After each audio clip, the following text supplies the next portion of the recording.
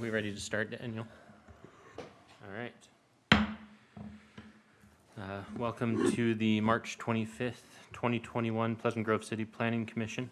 I didn't ask anyone. Will you do the pledge? Yeah. Will you do opening remarks? Okay. We will start with the Pledge of Allegiance by Commissioner Fugel and then opening remarks from Commissioner Phillips. Please rise and recite the Pledge of Allegiance with me. I pledge allegiance to the flag of the United States of America and to the republic for which it stands, one nation, under God, indivisible, with liberty and justice for all. That was my cue. Our Father in heaven, we are so thankful for this opportunity we have to come together and to discuss the items of business that are before us. We're thankful for this city and the community that we are a part of, and for the neighbors and friends that help make up the community. We're thankful for the developers and the businesses that help the business or the city have the means that we need to conduct its business, and we're grateful for our chance to be a part of the process. We pray that we can be mindful of the needs of the members of our city and be respectful in our comments and our questions, and that we will keep the best interest of the city in mind. And we ask this in the name of Jesus Christ. Amen. Amen. Thank you. Are there any changes to the agenda tonight? I don't think we're continuing anything. So I'll take a motion to approve the agenda. I'll motion. Oh, Todd, do you have a? No. Oh, I'll motion. We approve the agenda. I'll second it. Was that Todd or Tim? Here's Todd. All right. That's a motion by Commissioner Phillips and a second by Commissioner Fugel. All in favor? Aye. Aye. All right, and I'll also take a motion on the staff reports. I'll make a motion to approve tonight's staff reports. I'll second it. Motion by Commissioner Fugel, a second by Commissioner Clyde. All in favor? Aye. Does anyone need to declare a conflict or to abstain from consideration of an item? All right. Then we'll begin with item number 1, which is a public hearing to consider the request of McKay Christensen for a 42-lot preliminary condominium subdivision plat called the Boulevard 120 Subdivision Plat A on property located at approximately 220 South and Pleasant Grove Boulevard in the Grove Zone District, Boulevard Mixed Use Overlay. Thank you, Chair. So items 1 and 2 will actually be presented Okay. together. So I'll read off item Okay. 2 then, which is a public hearing to consider the request of McKay Christensen for a 32-lot preliminary condominium subdivision plat called the Boulevard 120 Subdivision Plat B on property located at approximately 220 South and Pleasant Grove Boulevard in the Grove Zone District, Boulevard Mixed Use Overlay. Thank you. Thank you, Riley.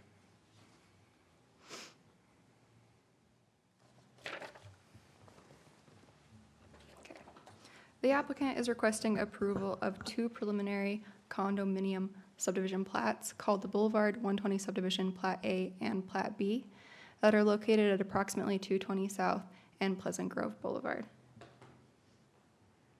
Here's a zoning map. Here you can see the Grove Zone, the Boulevard Mixed Use Overlay. And because it's kind of difficult to see where these lots are, I've overlaid this existing plat over the property. So the property is currently vacant, but there is an existing subdivision called the Boulevard Subdivision Plat A. So here outlined in red is where each of those condo minimum plats will be. The Boulevard 120 the Boulevard 120 Subdivision Plat A will occupy existing Lot 4, which is this one shown right here. And the Boulevard 120 Subdivision Plat B will occupy existing Lot 4, which is shown over here. So here's an aerial image. Again, here you can see where those condominium plats will be. This one is Lot 1 and this one is Lot 4, and Plat A and Plat B respectively. So moving on, this project has not yet received site plan approval. Proposed Plat A will occupy 1.774 acres, and will have 42 total buildings. And Plat B will occupy 1.316 total acres and have a total of 32 buildings. Each of these units will be approximately 2,146 square feet. So each individual owner will own their buildings, and the common areas will be managed by the Owners Association for the properties, and they will jointly own the open space, amenities, private roads, and common areas. So each of these plats for Plat A and Plat B have two different footprints shown for each of these units. There's a type A unit and a type B unit, and each of them can be reversed. So the main difference between that will be whether or not the entrance to these units will be on the left side of the building or the right side of the building. The setbacks for any structure in this zone are 10 feet from local roads, which would be from 100 South, which is shown here, and then also here along the northern side of Plat A, and 18 feet from Collector Road, which is 1300 West. The setbacks are measured only from public streets. In the Grove Zone, the Boulevard Mixed-Use Overlay, there's a maximum residential density of 23 units per acre. The density requirements will apply to the master plan area for the whole project. Let me come back up here and show you. So that will be this entire area within the Boulevard Mixed-Use Overlay, except this area here, which is a portion of Lot 5. So the entire master plan project will be about 10.7 acres, which will allow for 246 units for the entire project area, with the caveat that a certain amount of commercial space included in the project will be dedicated to sales tax generating use. The density distribution for these units may be uneven, as there is an existing commercial buffer requirement of 64 feet in width along Pleasant Grove Boulevard. The intent of this ordinance is to eliminate any residential use located along Pleasant Grove Boulevard and devote those areas to commercial uses. So, like I said before, the site plan has not yet been approved, and the site plan will, when that is presented to the Planning Commission, that will include any additional details to the site, including building design, parking requirements, open space requirements, landscape requirements, and any other relevant requirements. So, because each of these proposed condominium plats meet city code requirements, planning staff recommends the Planning Commission forward approval to the City Council for each of them, and you'll need to make two different motions, one for Plat A and then one for Plat B. Thank you, Riley. Any questions for staff? All right. McKay, would you like to add anything? Yeah. Come up and just say your name. So just a point of clarification, and it's not relative to what we're going through today, but the total site is closer to 12 acres, and it includes the other piece. And so the total density is closer to 269, 270 or 269 or something like that. I just wanted to, that just as a point of clarification, I guess. It hasn't been rezoned yet, McKay. When you resent the application, that's a property that you bought after it. So yes, it will be applied, but the zone doesn't go there right now. When we rezone, you didn't own that property at that time, so we didn't rezone that part. So if you want to, it could be, but we need to rezone it. Do you understand what I'm saying? So that's property that you bought after the fact. No, So we bought all that at the same time. so did it include that And one? it did include that, yeah. All that came in at the same time. Let give staff some time. I mean, this has nothing to do with this, but give staff some time because we pull up the maps and the staff report and didn't include that part for some reason, but we can talk about that. Thanks. Thank you. All right, we will open these items to a public hearing. If there's a public comment on either of these items or both, please come up and give us your name. All right, then we'll close the public hearing. And I'm willing to entertain discussion or further questions or a motion if someone feels so inclined. If there's no questions, I'll make a motion. This is for Move the planning commission forward a positive recommendation of approval for the request of McKay Christensen for the preliminary condominium subdivision plat called the Boulevard 120 Subdivision Plat A, located approximately 220 South and Pleasant Grove Boulevard in the Grove Zone District. The Boulevard mixed use overlay and adopting the exhibits, conditions, and findings of the staff report and as modified by the conditions below, that all final planning, engineering, and fire department requirements are met. Second the motion. I have a motion by Commissioner Phillips and a second by Commissioner Fugel. All in favor? Aye. Aye. All right, the motion carries. I'll take a motion for item 2. I'll carry on. Move the planning commission forward a positive recommendation of approval for the request of McKay Christensen for the preliminary condominium subdivision plat called the Boulevard 120 Subdivision Plat B, located at approximately 220 South and Pleasant Grove Boulevard in the Grove Zone District, the Boulevard mixed-use overlay, and adopting the exhibits, conditions, and findings of the staff report and as modified by the conditions below, that all final planning, engineering, and fire department requirements are met. Second. That's a motion by Commissioner Phillips and a second by Commissioner Butler. All in favor? Aye. All right, that motion also carries. So we will move to item number 3, which is a public hearing to consider a request from Pleasant Grove City to amend City Code Section 10-19-7E, miscellaneous signs, electronic message signs. The applicant is proposing to modify the requirements for the establishment of electronic message signs, as well as the zones where the signs are permitted. And are we looking at item 4 as well, Daniel? With the same, which is a public hearing to consider a request from Pleasant Grove City to amend City Code Section 10-19-2, definitions for signs and outdoor advertisement. The applicant is proposing to modify the definition of electronic message center and change the established percentage of the total sign area dedicated to the electronic message part. Chair, Commissioners, this item, it's an item that got continued. We discussed this item, was it last meeting, I think. So the situation is in the city, we have different type of signs. We have pole signs, the ones that as the name says, they're being held by a pole. People also call them freestanding signs. That's the name that we have in our code, but I think pole signs is their nickname. And then we have wall signs, the ones that are attached to the wall of a business or a window. And we also have monument signs. We have multiple other signs, but those are the most common type of signs. For the monument signs, the pole signs, and the wall signs, we have dimensions already established, very set dimensions for them. For the monument signs, so that's the one that we're going to focus on, and that's what this amendment is for. The staff previously had proposed to make a difference between commercial signs and civic and public use signs, right?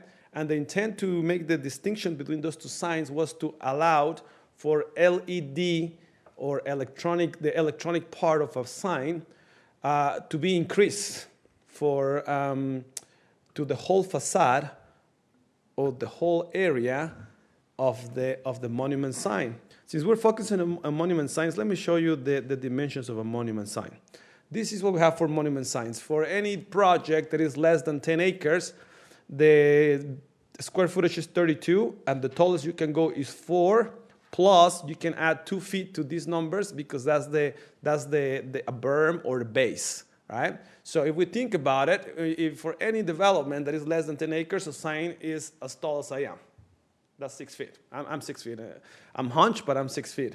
So having said that, that's a right size for a monument sign, regarding that those signs usually are put on the front, and for traffic views, aesthetics and everything, we're okay with those dimensions. Again, add 2 feet to each one of these numbers.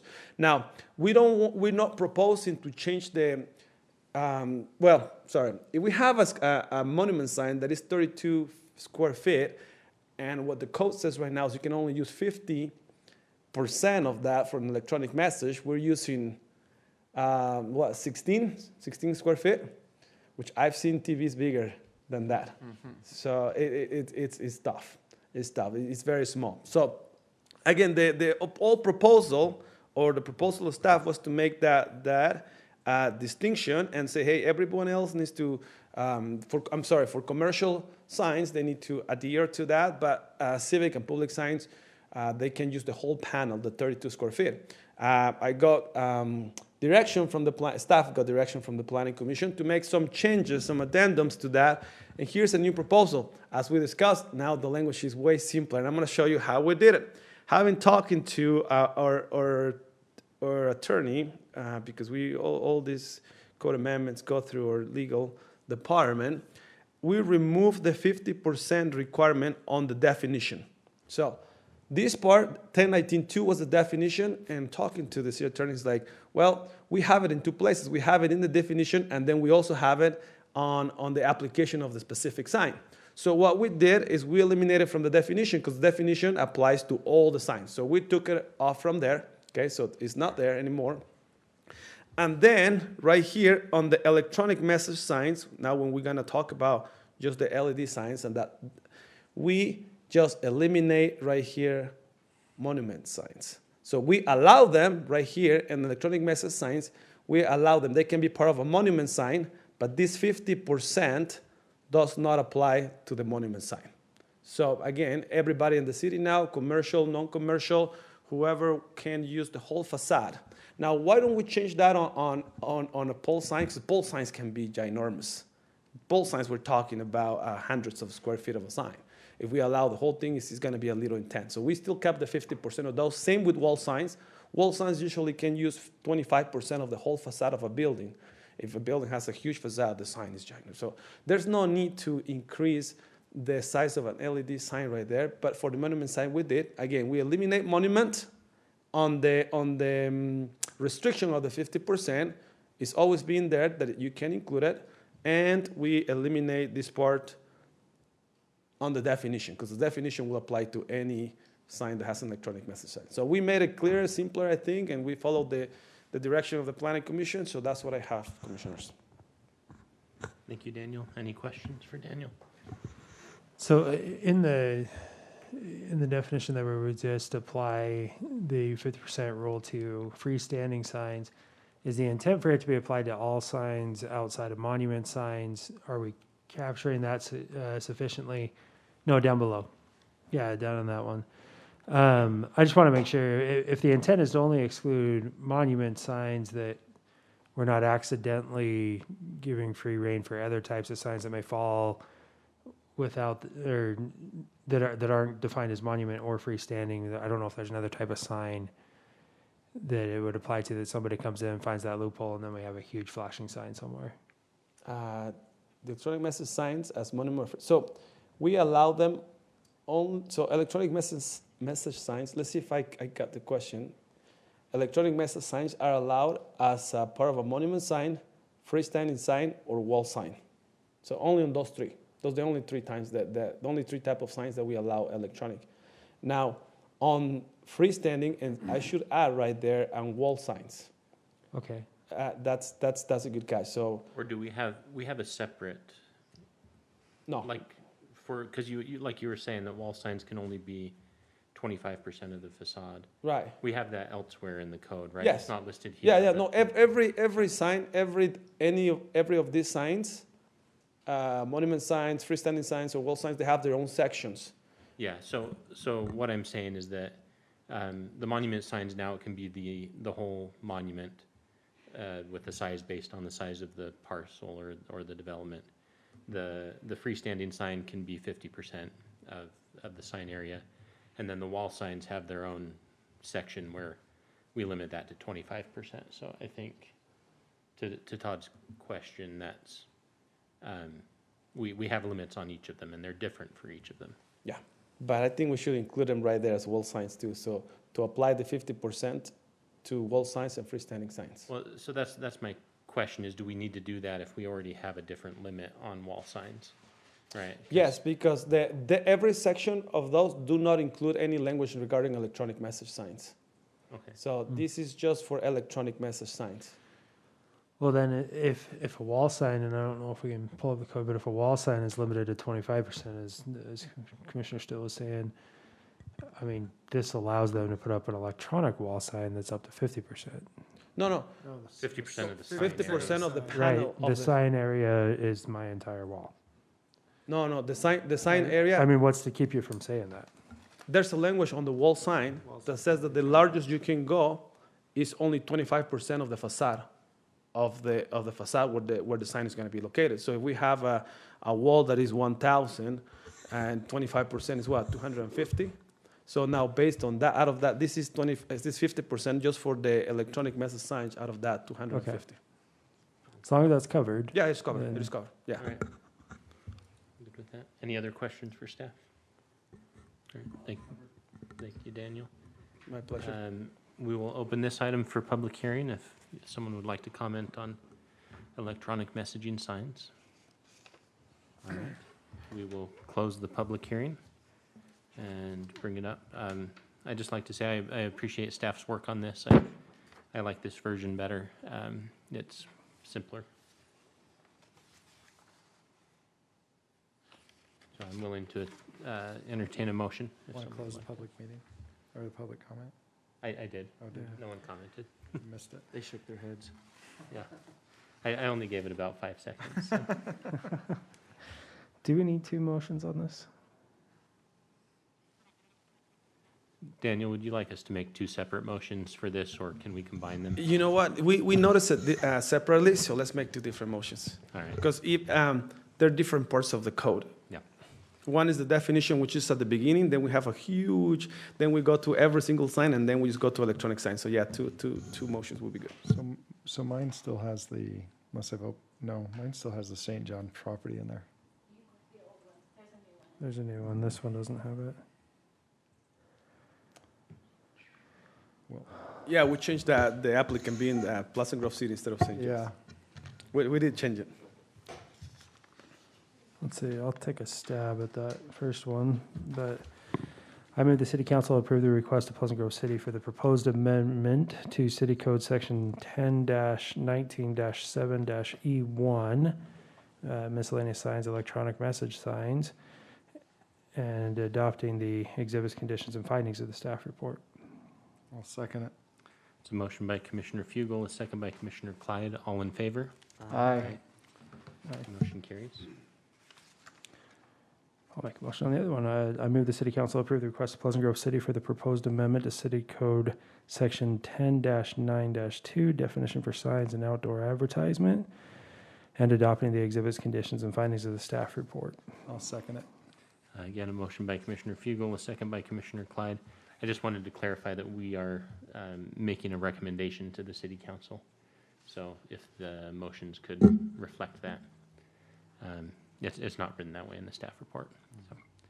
All right, all in favor? Aye. Okay, the motion carries.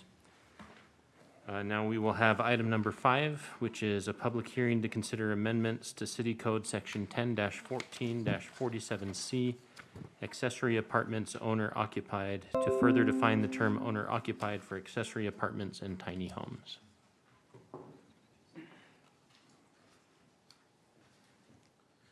Thank you very much, Chair and Commissioners. This ordinance, let me see. Let me explain a little bit more about this, just for the minutes.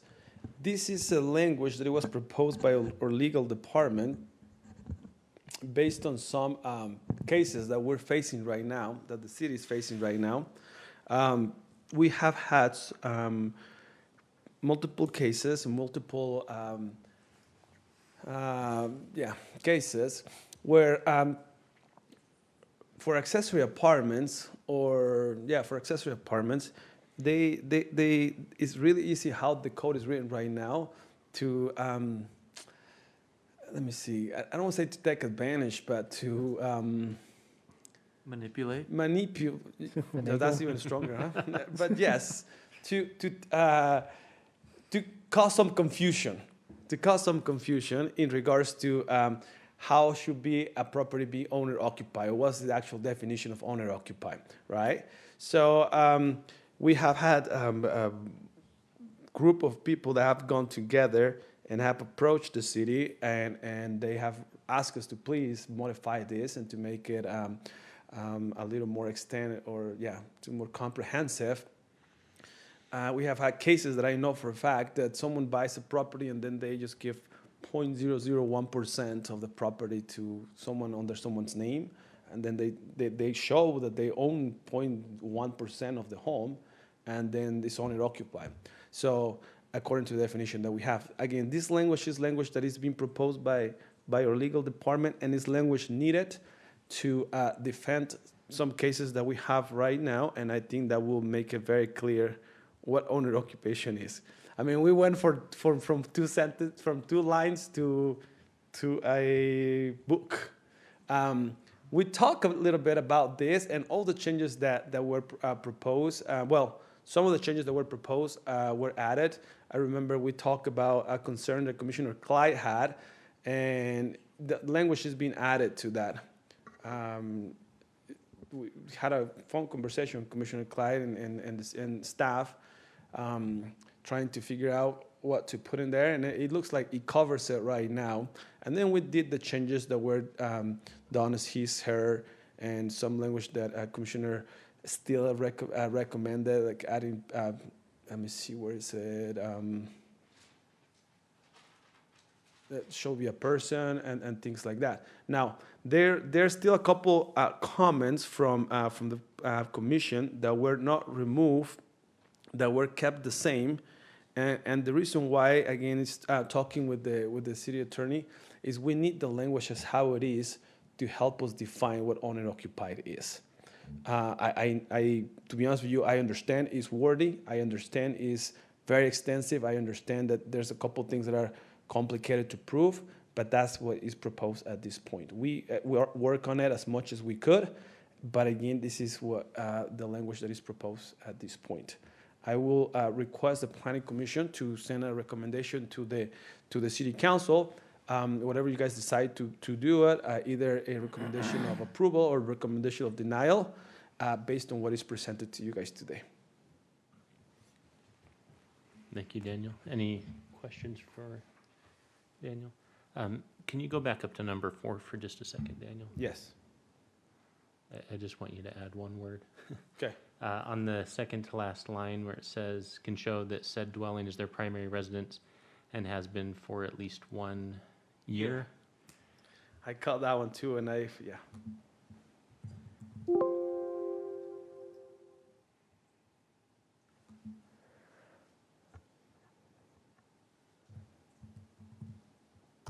There you go. Thank you. My pleasure. Okay, if there are no questions. I do have, Oh, just for go for it. clarification from my understanding, I wasn't here last time, so we want as a city to be able to make it more defined. So the constituents that came to the city, they wanted it, my assumption is that they wanted it to be more lenient, or they wanted it to be more defined and specific. So we got about a group of 30 people that came to the city, and they wanted more. They wanted like this. They wanted more specific, more sorry. Rigidity. Correct. They wanted more. Yeah, exactly. They didn't want people to tweak the definitions how it is. They wanted more comprehensive that will tackle every single issue, so it will be truly owner occupied. Okay, Yes. So yeah.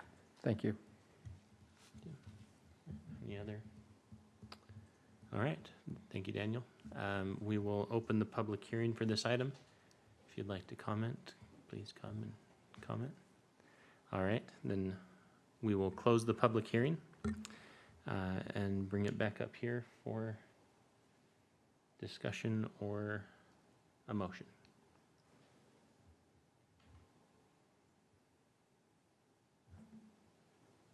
And I believe at this point that we're looking for a definitive motion one way or the other, because this needs to go to the city council for their final decision. That we won't be, So I'm, we won't be wanting to continue it again. so I'm curious, Tim, your concerns? Yeah, it's taken care of. Those were related to the trust, Had right? relation to a trust and, people living in it. You get a lot of situations where they start doing estate planning. They put it in trust, but they've lived in the house for 40 years, and then all of a sudden they don't technically own the home anymore. Yeah, yeah. And so we've clarified that there with number 4, Yeah. making sure that they otherwise qualify.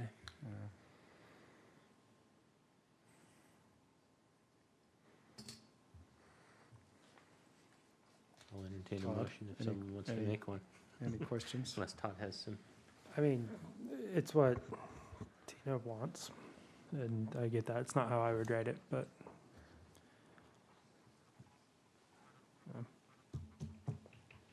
Okay.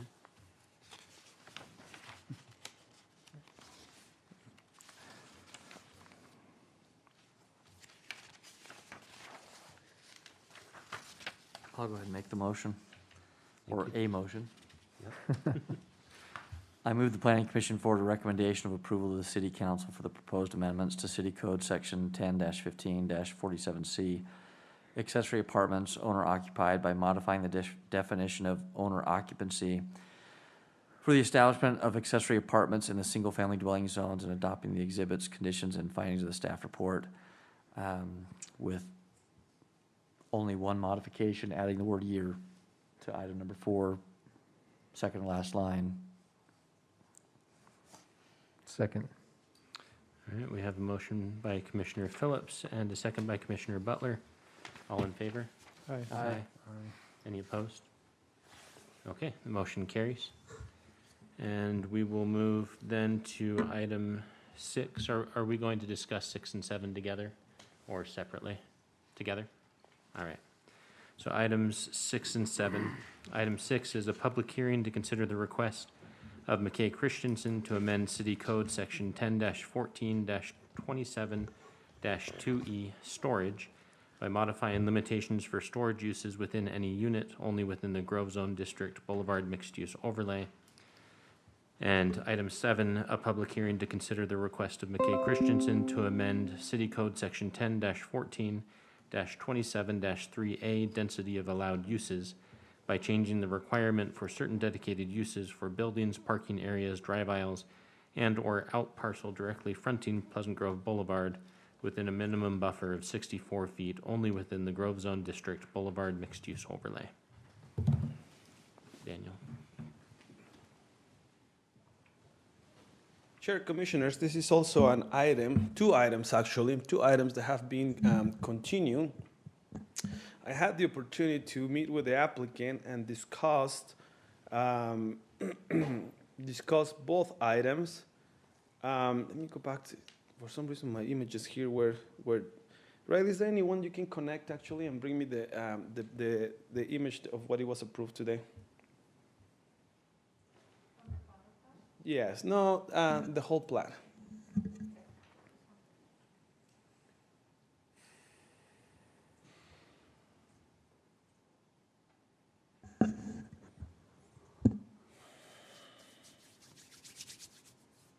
Just 1 second, we're gonna be right there. I think it's important that we actually, should I disconnect from this one?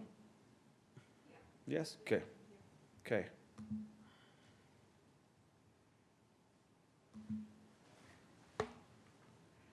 Were we, and I'm gonna ask a question to the Planning Commission, were all of you guys present when we talk about these 2 items? I was. You were not? Oh, you were? Was it last time? Commissioner Was it Clay? last? You Meeting? said, It was was- I present? Yeah. Yeah. Oh, okay, all of you guys were here, okay. Was So it we- 2 we're meetings familiar ago? with this. I think it was, yeah, it wasn't I last think it was meeting. 2 meetings. Two ago. meetings. No, it was 2 meetings ago, it was 2 Okay, meetings ago, yeah. yeah. The last time we discussed it, no, just, Yes. so we're all familiar with this, but let me go back to it and see if I can't explain it. That's the good one. All right, so, do you have an aerial view? There you go, that's a good one. I love that one. Good job on that image, Riley. Okay, so we have this project right here of McKay Christensen, and we have a number of acreage. We'll like we just discussed earlier, we'll for sure make sure that everything is included, but there's no problem with including everything right here. This is what the project is about, okay? When we wrote this code, and I think it took us about, I'll say 4 or 5 months when we wrote this code, we put certain, as in any code, certain specifications, certain requirements, certain limits to a couple of things. And let me see, the 2 amendments that are proposed today is because in the code, we wrote down, and again, this is based on an idea that we had around that time, we put a 64 feet buffer along the boulevard right here that wouldn't allow any type of uses in regards to residential, including driveways or including parking spots, right? If we actually take a look at an aerial view of the city, we go all the way from the boulevard to the freeway. There's not a single residential use. When we approve this, the city worked with McKay and approved this, and we had that buffer that say, hey, even kind of similar to what we right here, we have Green Grove. It's a different zone. It's a different zone. This is a C2 zone, but there's even a buffer right here of full commercial uses that hopefully they get to happen. Now, talking to the applicant, talking to McKay, we had a discussion where the applicant proposed that when this area right here gets developed, there's going to be an apartment complex right here. If we allow 23 units per acre, there's going to be a lot of apartments right here. I mean, we're going to find out what the density is, because we apply the density to the entire, not to every parcel. We didn't do that. We applied to the entire project. So we're giving density even to, for this commercial, this commercial, this commercial, this commercial. We're giving density for everything. So the applicant is using that. That's how we planned to do it. That was taught before by staff as well, and we agree on that. But again, we wanted all the residential uses pushed to the back. Now, having said that, the applicant is working on some commercial uses, different plats, and as he has explained before, he needs that area right here to be dedicated for parking for the residential building that's going to have more than 200 apartments in there. There's going to be an apartment building, and he is proposing to eliminate that buffer so he can use this area right here as a residential uses. In the conversation that I had with the applicant after we presented this item, we were showing or doing some brainstorms. I say brainstorm. We were coming with ideas, and the applicant brought up an idea that say, how about if I'm gonna eventually have right here a apartment complex, and how about if I do all the amenities on the main floor, meaning like a gym, meaning maybe a pool, I don't know, pickleball court or something like that, and make it look like if it was commercial, and then have the apartments on top of it. When the first idea was presented, and again, we haven't approved any site plan yet, but when the first idea was proposed, there was going to be an apartment building right here, but the main floor was going to be restaurants, and it's going to be a couple of retail business, something like that. Now, that is hard for the applicant, according to his words, to do that right now. So he's just the apartment building, it will have only residential units. He still needs to provide that commercial space, and he's proposing to provide it in different areas of the project. And then he's trying to, again, make it look, making the main floor look like if it was commercial, when it will not be commercial, but then it will look like it.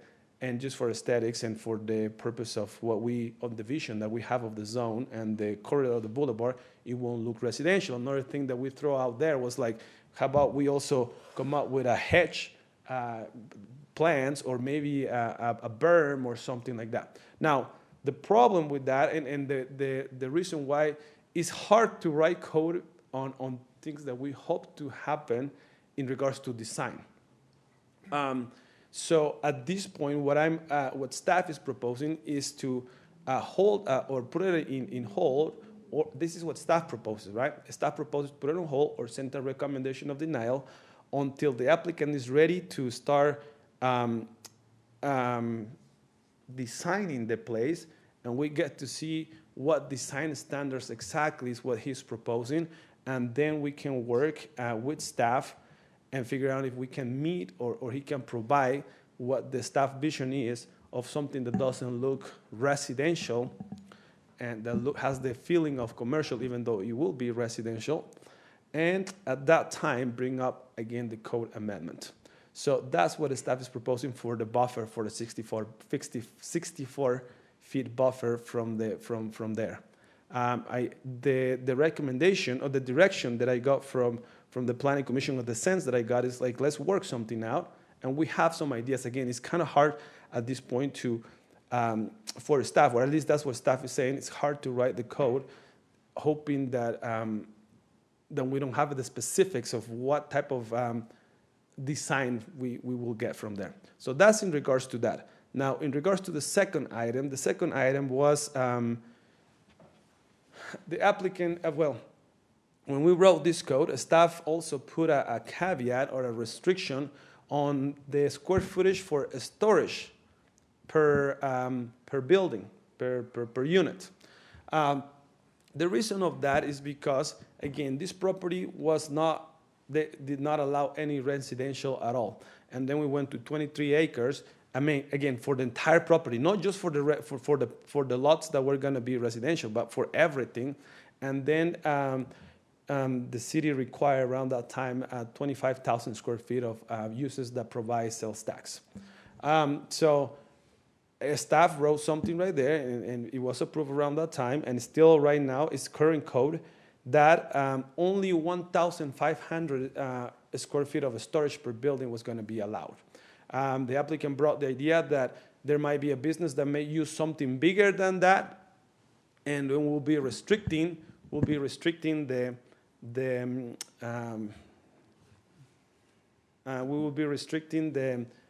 bringing businesses to the city. Now I'm gonna connect, Riley, so if you can then disconnect, and I'm gonna show you guys the language that staff is proposing. Again, we have that conversation with the applicant. I'm pretty sure he will have his turn to speak after me, but I'm gonna show you what I came out with. Let me connect really quick.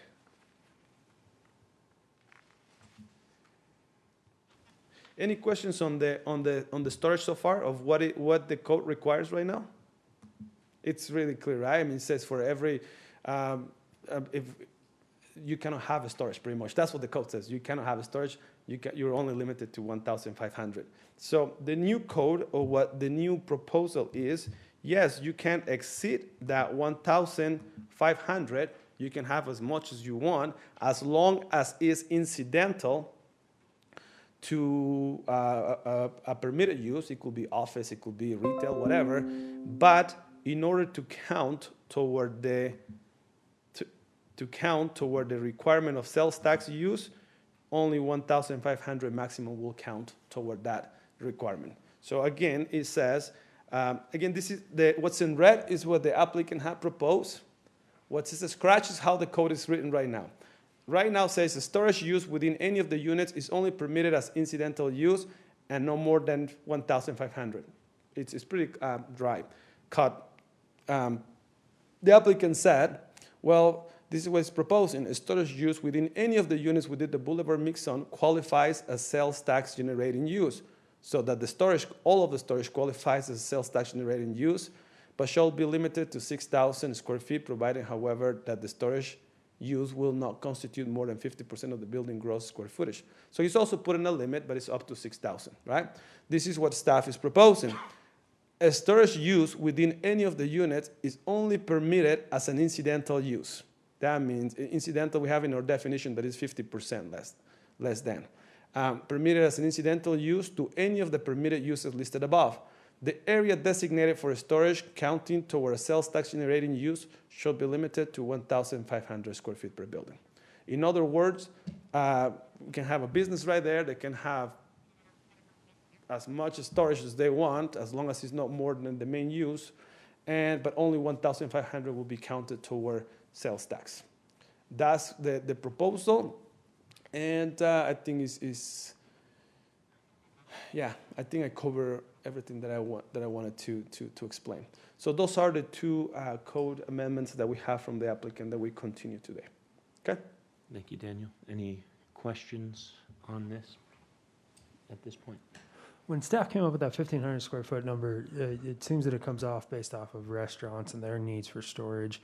Did you review any other types of sales tax generating uses and their storage requirements? No, we went for like what a small shop was too. We pretty much did that. We were thinking around that time that there were going to be small units. So kind of like the chocolatier we have right here. Not a restaurant, but it's a retail business right here on Main Street. So it wasn't just for restaurants, but it was for small retail units. And from a planning perspective, is there a reason why we're preferring small retail units versus other retail units? No.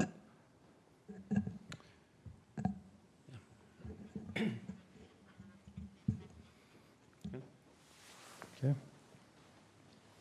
Other questions for staff? All right. Okay. McKay, would you like to add?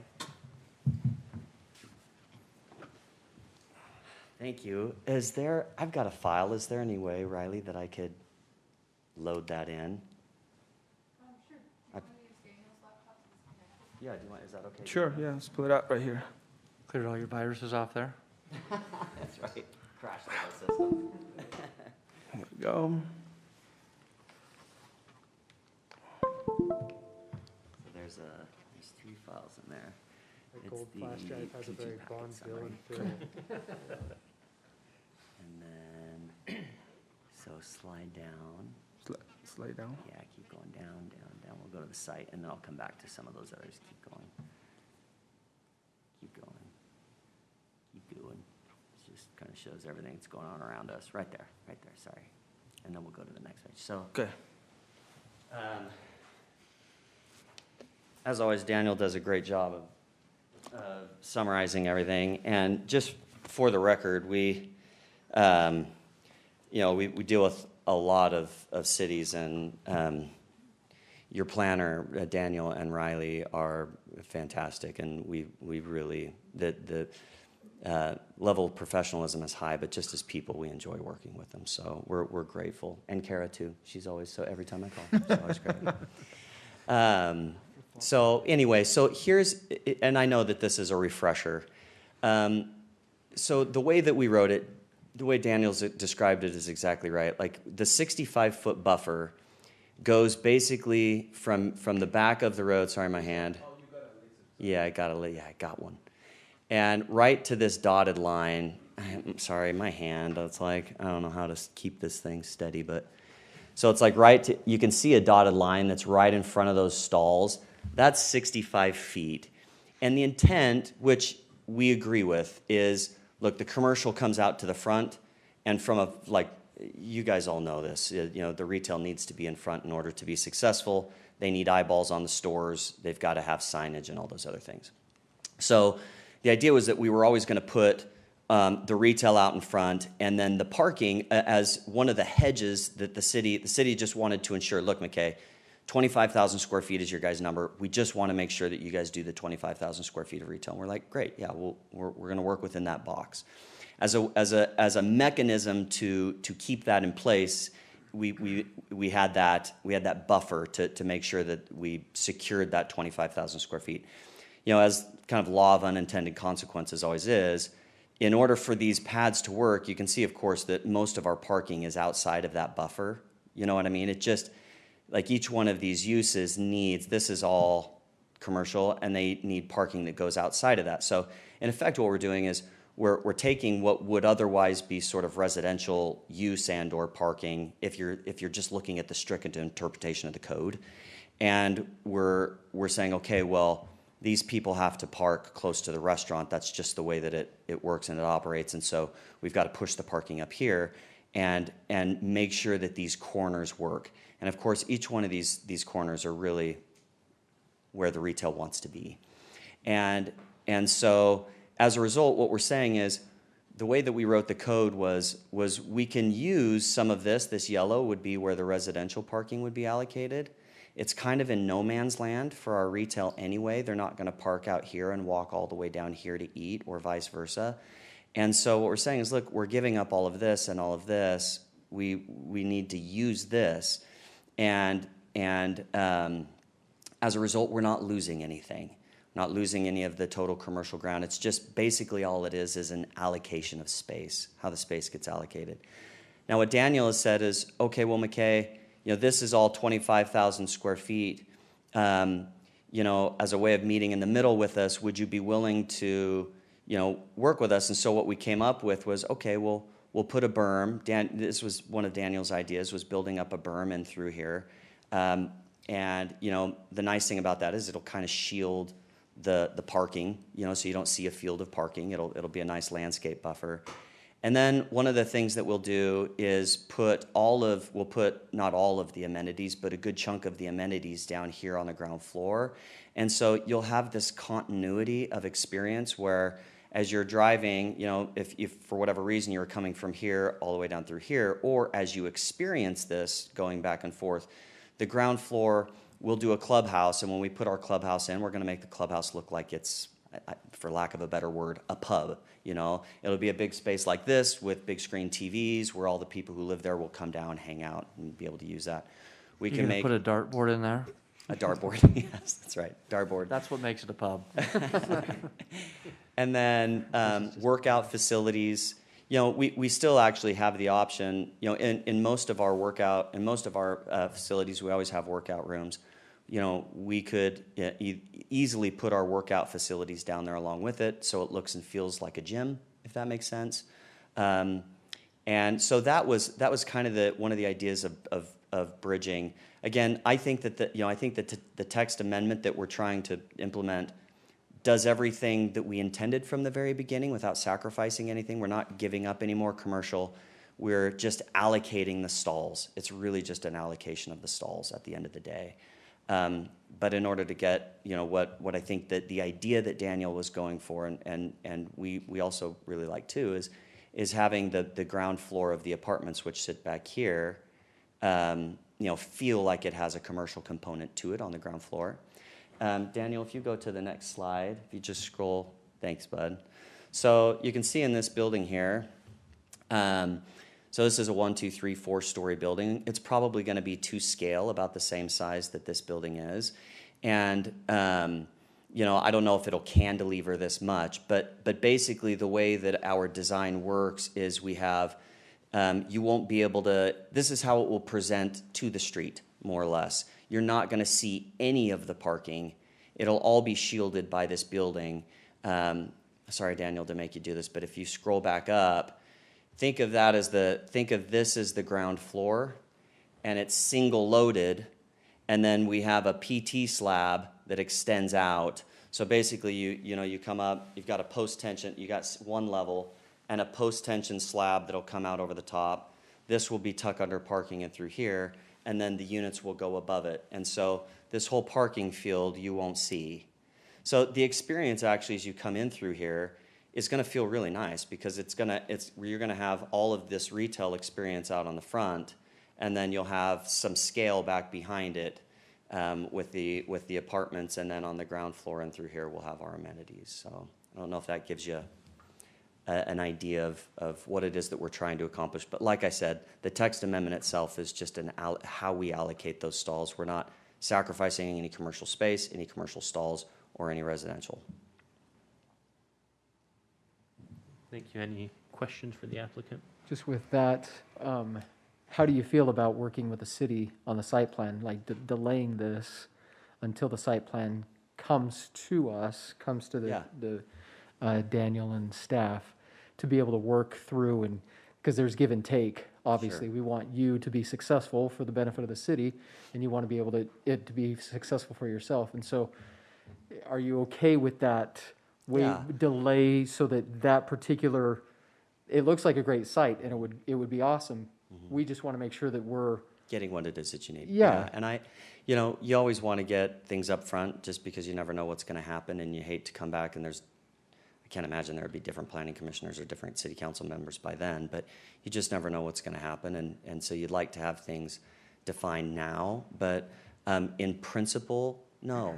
Like we intend to do what it is that we're talking about here, and just want to know that, right now the code is written in a way where we can't do this. And so you know, we would like to be able to, as we go out and, I mean, in order to come up with this stuff, you know, this is, you know, sort of frivolous, kind of silly, not frivolous, but it's, you know, information maybe that you don't need. But to design these, you know, our architectural design on that's going to be probably $600,000 that we pay our architect. Each one of these pads is, you know, much less, but it's a significant amount of money just in architectural fees. So the one downside is that, you know, we would like to, before we go invest all that money, know what it is that we can and can't do, go spend all that money and have them come back and be like, have the city or the planning commissioner say, sorry, you can't do that. And then, you know, a change like that would be significant enough to where we're having to completely redo our plans. So I don't know how to bridge that exactly. Like I say, we're willing to come up with some type of cooperative effort. We genuinely are. I just don't know how to bridge that component of it. That's all I would have to say about that. So. Thank you. Any other questions for the applicant? Thank you, McKay. And then, oh, sorry, if touching on the other one.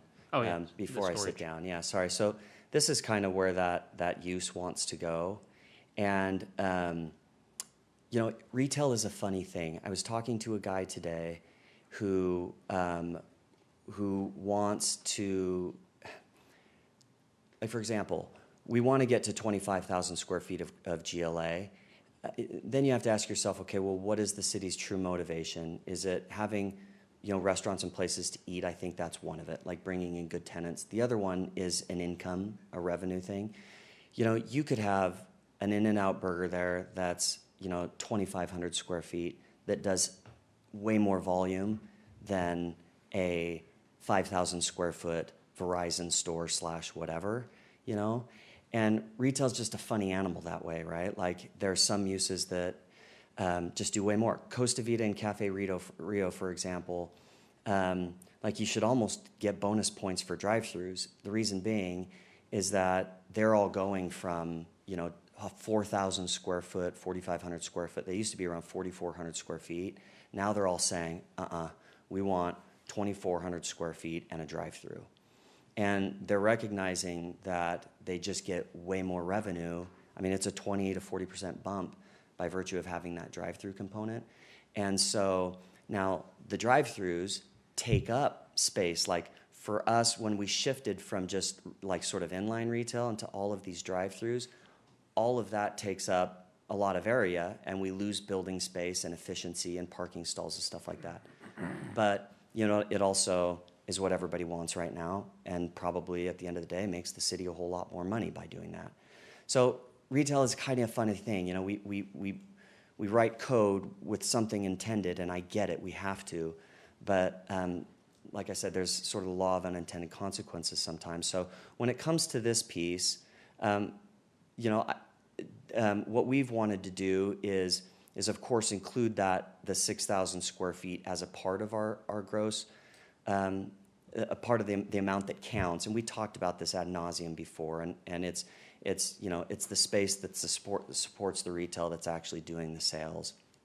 And so for us, if we were to, for example, use this guy and he needs 6,000 square feet, but we're only getting 1,500 square feet of space allocated, I don't have like, I'm running out of room, if that makes sense, you know what I mean, to try to pack all of that in there. So those are the things on our end that we think about. It doesn't make, you know, it any easier probably for you guys to make those decisions, but that's where we're coming from on them. And, you know, we think that space obviously helps support the sales that they generate. But that's our, you know, that's our side of it and our perspective when it comes to that storage space. So.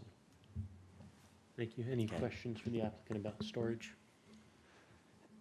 If we were to include it as written, only 1,500 square feet of the storage being allocated towards that sales tax use, what would that do for you to reach the 25,000 total? I mean, where would you go to get that? I don't know. We may end up losing that tenant at the end of the day. I think what would probably happen is if we can't do that, we'd lose that guy and have to go to just a different type of use, a different type of user for that spot. So I don't know that we can make it up anywhere else. And it's not even necessarily because of a space allocation. It's just, as you know, retail takes up a lot of parking. You know, restaurants, for example, we're talking to a group over here, and they want, it's 5,000 square feet. They're thinking they'll put a restaurant in on, and all these restaurants are going to smaller spaces, but they'll take half of it with a restaurant, do the balance like with, you know, some other type of retail tenant. And the restaurant wants 10 stalls per 1,000, and then the other guys are looking more like at 4. And so they just, you know, they're parking hogs. They like their parking, and they take up a lot. And so to try to, if we lose it here, to try to make it up somewhere else, it's then the parking starts going like that, and that's really where it makes it really difficult to fit. So.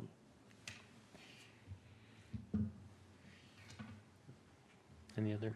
But again, just to sum up, we know what we've agreed to. We know what we've you know, what we have here, and we have every intention of fulfilling what we've agreed to. We're just looking for a couple little tweaks in there to try to get there. So, Thank you. Okay, we will open the public hearing if there are any public comments on this item, these items. All right, we'll close the public hearing and bring it back up. I have a suggestion on number 7. I don't know if it's useful or not. This is the uses in the 64-foot buffer. And I wonder if we can satisfy the need for, I guess it wouldn't necessarily give the applicant certainty, but if we inserted language into that section that said that requirement could be modified by the city council, something like upon execution of a development agreement. You know, that's not very different from just delaying it altogether. And, you know, but it kind of would skip a step then when it came around again. But I don't know. That's just an idea that occurred to me that might, you know, I don't know. I'm not sure it's actually a useful suggestion. We thought about that. I thought about that. Yeah, the only problem with that is that I guess the language that you're saying is the buffer stays at 64, but that could be modified by the city council on an execution of a development agreement. That's actually good, because I thought about just that it could be modified by someone else. I'm sorry, I thought about the development agreement situation. The only problem with that is that the development agreement cannot override what the code says. So that was a question that I had. So if the code says 64, the development agreement cannot go lower than that. But if it says the city council can do it, that's an idea. That's actually, yeah, it adds a little bit more of a Wiggle room. Yeah. I mean, that a development agreement is essentially where this is headed anyway, probably, because I doubt we're gonna go to the trouble of putting together a point system and, you know, that kind of stuff for this. So it would be a code change plus a development agreement to. Then I will require some more time to talk to my legal department. Yeah. I think it's a good idea to come out with a development agreement, and because I understand also, and the reason for staff not to remove it is because this is the applicant, and he has designed something on what he is proposing, but I mean, it won't be the first time when someone else sells the property, someone else comes, takes over it, and they say, well, no, we're going to do something that is, if we just eliminate the 64, we want to see something in lieu, like in regards of the design. In regards of the design, in regards of right now, the ideas that the applicant and staff throw, I think they're good ideas. It's just hard to put them in, like you say, into a point system. It's complicated, it will take a long time. But a development agreement is a good idea that I can explore with my city attorney.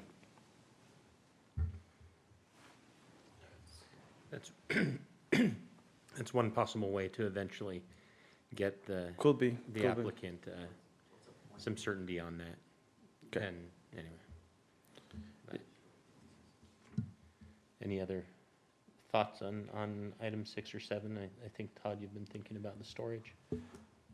Well, yeah, actually, going back to that too, I like your idea better than what I was thinking, but I don't know if it'd be possible to have the code read that any residential along Pleasant Grove Boulevard within the overlay have a requirement that it be a multi-tiered residential mixed use with no apartments on the bottom floor, no residential units on the bottom floor, but it would allow for those amenities and things like that, so that we're tying off right now, so that allows their architects to go and do what they need to, because I understand the applicant's concern of, he doesn't want to have the architects go through all that work, pay all that money, and have the possibility of it not happening, but I don't know if that's a possibility either.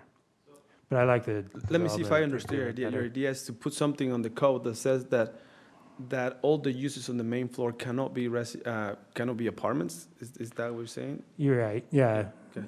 And anywhere that's facing Pleasant Grove Boulevard, and we could even limit it to the percentage, we only allow a certain percentage within the overlay to have residential facing, and we measure that out. Anyway, we could limit it to that so that it can't be expanded, but, I mean, just as another possibility, but I like the development agreement idea Got it, better. okay. Just if that ends up not working, if there's some way we could amend the code that way to give some assurance to the applicant as well. Come back up to the microphone so we can record it. So, what do you mean by a development agreement, I guess? Meaning, because if we can't amend the code, if we can't come to something in a development agreement that is in conflict with the code, Right. what does a development agreement do, I guess? So we would be changing the code to say that the city council could modify that requirement, the 64-foot buffer, as long as they sign a contract with you, basically. So that's something that the city has used on other developments to enforce, like the percentage of retail and things like that, because it's not really in our code, but it's a trade that they made with the developer. Mm-hmm. And so that's basically what we're saying is we would propose to give the city council flexibility in the code. And then, that final decision would be up to them, which is why it doesn't really give you final certainty, because it depends on the council. Mm-hmm. But also, you could at least get a feel for that when the language went to the council and they decided whether they liked it or not, Okay, so the idea is that the text amendment, in effect, goes through with a caveat that we enter into a development agreement. And then, Yeah. the text amendment could be changed once it gets to city council, again, with the condition that we enter into a development agreement. And then that development agreement, I guess, what is that? Like, is it like, does it a bunch of other layers on things that we have to, like, we talk about a point system, we already Right, have. no, it's not, it's just a contract between the developer and the city. Okay. But So it's it just will be a mechanism. contract that will be very, very, it's a contract that you will enter with the city that will be very specific on the type of design that we want. Okay. Like, we will talk about the berm, we will talk about stuff, but instead of putting it into the code, we'll put them into this document that you will get into it.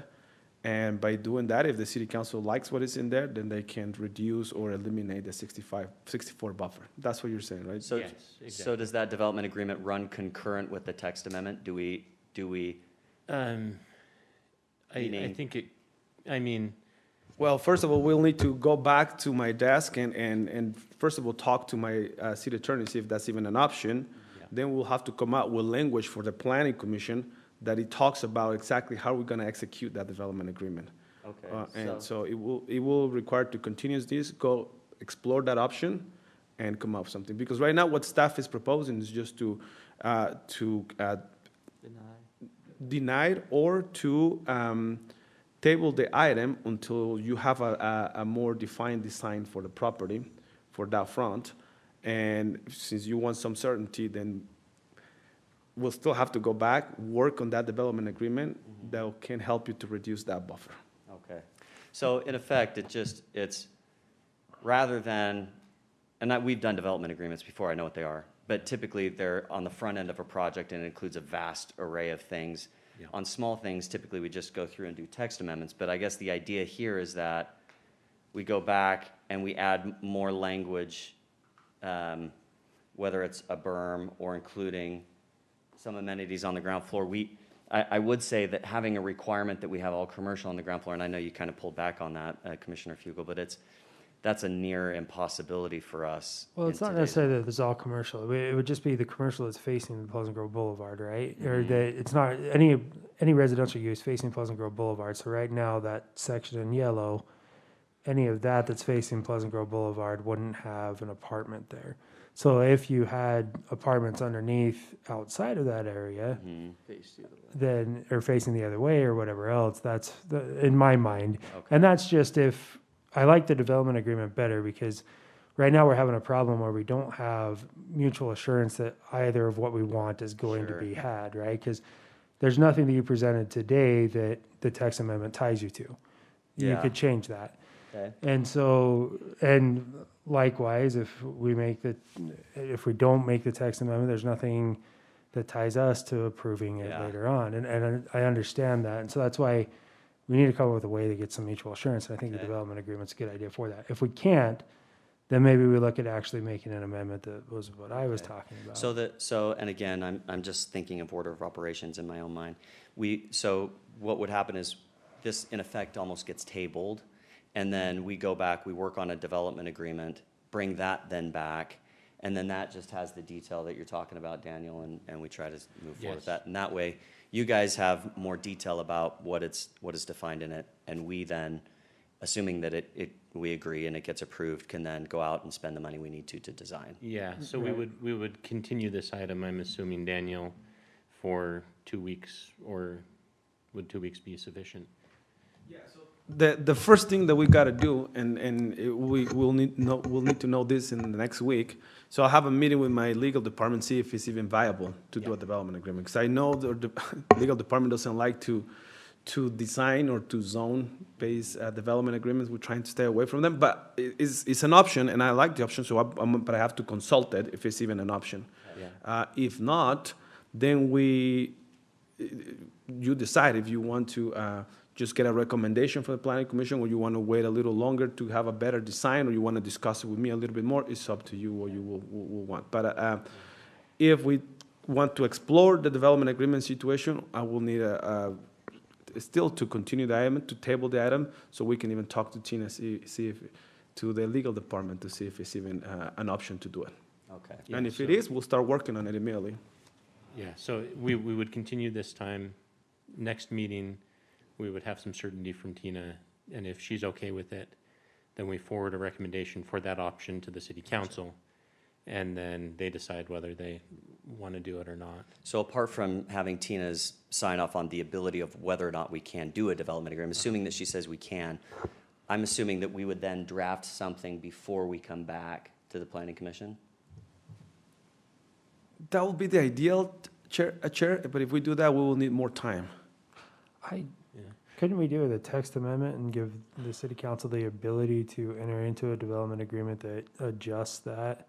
And at that time, we don't have to have a specific development agreement. Then if city council and McKay never Yeah, arrive to an agreement, then it doesn't Okay. actually change So you just want me to anything. include the language that says, so we will talk to the legal department, see if it's a viable option. If they agree on it, then we'll just include in the language of the code, upon the acceptance of a development agreement by the city council, that can be reduced. yes. Right. And then that way, the discussion about the development agreement itself never even has to come back to Yeah, us. gotcha. It's just up to the city council. Okay. And you don't Yeah, have to have I- that ready. You can talk to before we them. go. and- I'm totally open to that. I think that's a fair idea.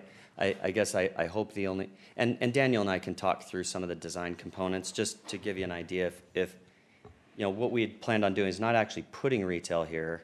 If I put retail here, of course, all this parking then becomes retail parking, right? And it defeats the purpose.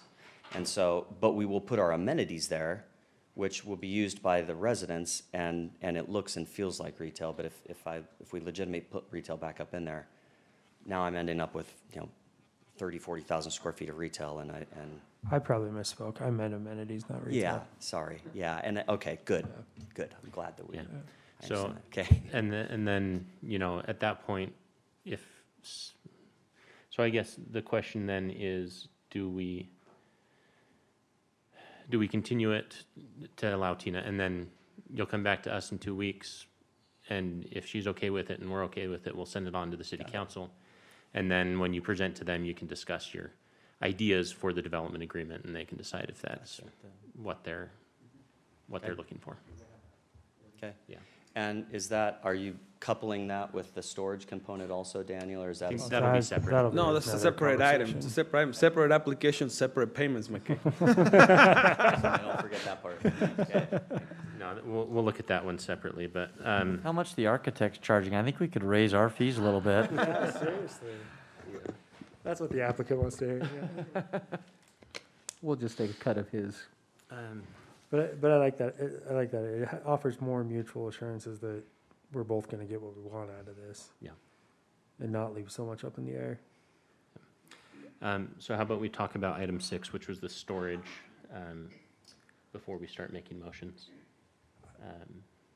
I know that this isn't the most popular in the room, but I don't understand the preference for smaller retail and why storage that supports retail isn't considered part of the retail square footage requirement. You may not be as unpopular as you think.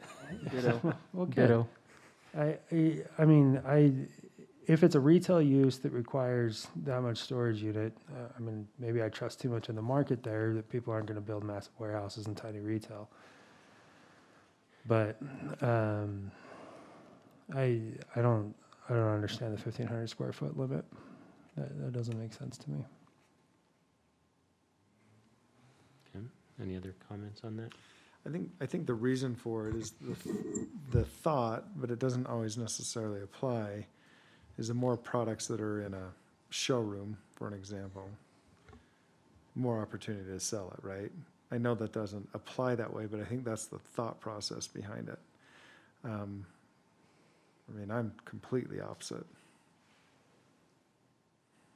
Of what I'm saying? No, my business is 2,000 square feet of office, retail area, and like 5,000 square feet plus an acre The yard. of yard for storage materials. And so it so depends on the business, right? But in that scenario, and then I just think of some of the strip mall stuff that I own, typically the smaller the units, the riskier the people I have that are renting from me. They're the more transient people that come and go. Well, and to be honest, my opinion, I think we're seeing that in Pleasant Grove right now too, where we have a number of smaller retail places that are vacant. and have been for a Until you while. hit super big, and then you can be a Kmart and go out of business, right? Right, but I don't think that's what's being. You're right. there's I'm not just, room there I'm for just that. saying that there's a lot of times that I see stuff that we talk about that I feel like are a perception of something that are not reality. How many times do we have people come in, and since nobody's here to talk about that, that's why I'm gonna bring it up, and tell us that there's a safety issue because there's one more house on the street, right? Or how a street's gonna line up, or how it is close to a school. And those are just not reality of things, right? So I'm with you. I don't know how to grasp my head around that. I know the concept is that at the end of the day, the city wants McKay to be successful. He wants those people to be successful. There's a look that we're looking for. There's business opportunities that we want. I mean, a city survives on this kind of stuff, right? Cities don't generate money. They provide a service, and they need to receive income in a certain way to be able to provide that. And so I have a hard time personally just getting my head around those restrictions, and if they really apply. Yeah, I think a city, the way I think about it, is a business entity competing for customers, for market share, Yeah. no different than another business, and we're limiting you kind of point out the market, we're limiting who our customers can be, or who that market share can be made up of by saying, this is our restriction of 1,500 square feet storage. Does that mean that we won't have a great tenant if they need more storage than that?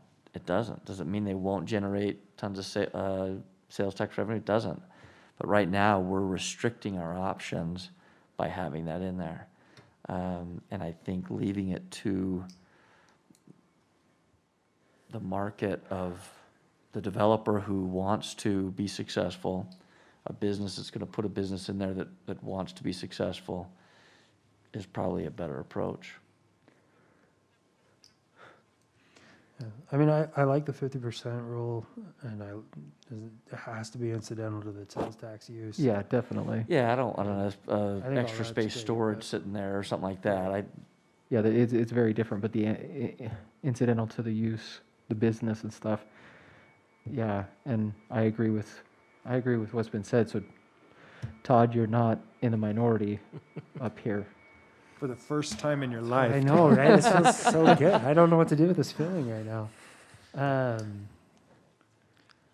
Because Yeah. even just thinking about that area right there, if we're what types of businesses, like the face of the city, the entrance into the city, I mean, it's a lot of small retail or restaurants, which aren't bad, but the market obviously dictates very much with that.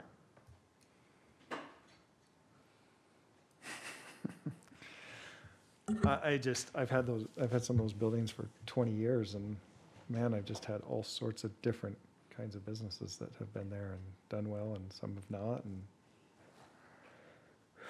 COVID took some of them out, and you know, I think where McKay was talking about the drive-through, I think some of those are more even products of COVID and some behavior issues that have kind of changed there, right?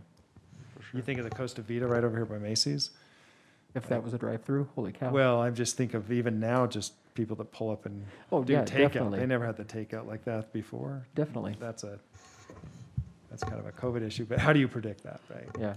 I mean, you look at some of the stuff that comes before us, some of the small pads that they have, and we sit there and say, you know, these restaurants that are out there on State Street, that there's nowhere to sit in. They're just drive-through. There's like 2 parking stalls, and we're like, where are your employees going to park? Is it a Swig or Sodalicious or whatever that used to be the Wiener Schnitzel for 50? Yeah, it's crazy over there. Yeah, I mean, that thing was a hole that couldn't succeed until they put the right thing in there. Yeah. And now there's not enough parking. Now it blocks everything. Yeah. Exactly. Well, and who knows, just looking at all the people that are moving in to the state and stuff, I mean, I don't know. There could be the capacity for a lot more. Daniel, did you have? Yes, and the idea, and I think most of you guys were when we did the rezone, the creation of this zone for this, is that we didn't have to allow any residential for a successful business to happen. Right. Now, can these things be changed? For example, staff doesn't see it as a restriction. I understand staff always will bring you recommendation to the city council, but it's because, can we make this building bigger? Sure. Is that gonna eat up any of the residential? Yeah, for sure, right? But the applicant, and will get all of the units, will maximize his units to the point that he will get everything. Therefore, the city, or at least the city wants also the maximization of the more retail that we can get. Now, can we get this building, and if it's successful, for sure, can we get another one right here? Yeah, sure. Can we increase the size of this building? Of course. So it's a matter of design as well. Again, we as the city, we made a deal. I totally understand your position, but it is keep in mind that when we did the want on State Street, okay, we kept it at 8 units per acre, and we required them to do, I think it was, I don't remember the number per se, but what the city did even for that project is like you have to give a certain amount of retail. Residential was already allowed there, but they wanted a little bit more, so we say yes, but you have to give us retail, and if you don't perform the retail, then you have to pay the city for that, and that's a development, put into a development agreement, and right now, the applicant, because we gave him extra residential, and he's not meeting his things with the retail, he's like crazy looking for places to bring to the city. Otherwise, you have to pay what the amount of that a business would have generated. We didn't do those type of things with McKay. We didn't do that with the applicant. Sorry, we didn't do that, and that was the purpose behind. Now, you guys make a decision for sure. I'll honor it and I'll bring it to the city council as always. One difference I'd see with the other project on State Street, I would picture that a prime retail, prime commercial location, highly developable, whereas I think there was a need to make some concessions here because of the shape, the layout, the just functionality of the lots, that I don't think we were nearly in a position of strength here that we perhaps could have been on that other project. To make this work as something, to take this horseshoe weird design and commercial with no residential, it probably would have continued to sit till my grandkids are retired. And I don't think any of us wanted that.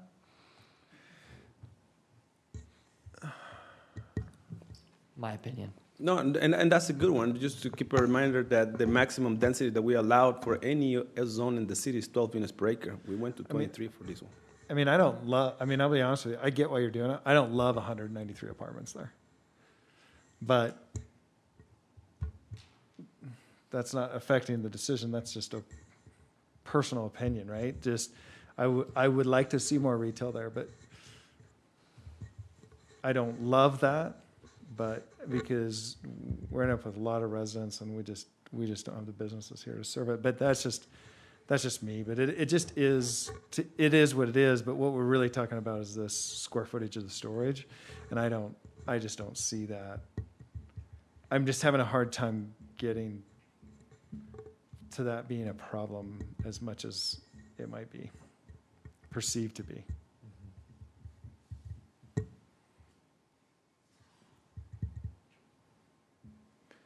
So can we strike the 1,500 square feet or increase Can you it pull- to- We have Can you pull up the two, text amendment? we have two options here that we'll make a recommendation on, one from the applicant and one from staff, unless someone wants to make a different suggestion. But I was gonna say, I think we're gonna have to combine some of them, because I don't think the applicant's language talks about it being incidental to the, No, he does have at the end the 50% of, no more than 50%, which is the Right. same idea, but.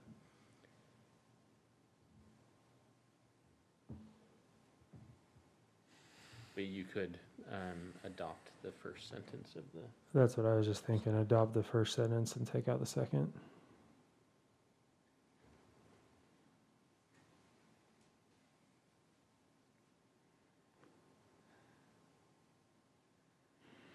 well, I'm willing to entertain a motion. I'll make a motion on that one. Thanks, Jeff. Maybe not it. I move the planning commission forward a recommendation of approval of the city council for the request of McKay Christensen to amend city code 10-14-27-2E, storage in the boulevard mixed use overlay zone, so that section E reads, storage use within any of the units is only permitted as an incidental use to any of the permitted uses listed above. And adopting the exhibits, conditions, and finding the staff report as modified here today. Do you get it, Kara? Did you write it down exactly as you say? Okay. So we have a motion from Commissioner Fugel. Do I have a second? Second. All right, second from Commissioner Phillips. All in favor? Aye. Aye. Okay, the motion carries. Sorry, Jeff. And I will also entertain a motion for number 7. Or I suppose I could make the motion if no one can follow what I was saying. You should there. make the motion. I was Yeah, gonna go say, I ahead, think Peter. you're You- got yeah. grasp on that one. So I move that the, sorry, I need to borrow this. Go for it. I'm not going to get this right. I move the Planning Commission continue the request of McKay Christensen to amend City Code Section 10-14-27-3A, density of allowed uses in the Boulevard Mixed-Use Overlay Zone until, when's our next meeting? April 11th? April 8th. Okay, until April 8th, to allow staff time to coordinate with the city attorney regarding whether flexibility can be included in the code that would allow modification of the designated buffer area with a development agreement with the city council. I'll second that. All right, so I made the motion, Commissioner Steele, with a second from Commissioner Clyde. All in favor? Aye. Okay, then that motion carries as well. Does anyone have any comments on the minutes from the March 11th meeting? Any comments? All right, I will take a motion for those. I move to approve the minutes from the March 11th, 2021 Planning Commission meeting. I'll second it. Okay, motion from Commissioner Fugel, a second from Commissioner Clyde. All in favor? Aye. Aye. And I will take. I a move mo- to adjourn. Second? Second. All right, all in favor? Aye. Aye. Okay, we're adjourned.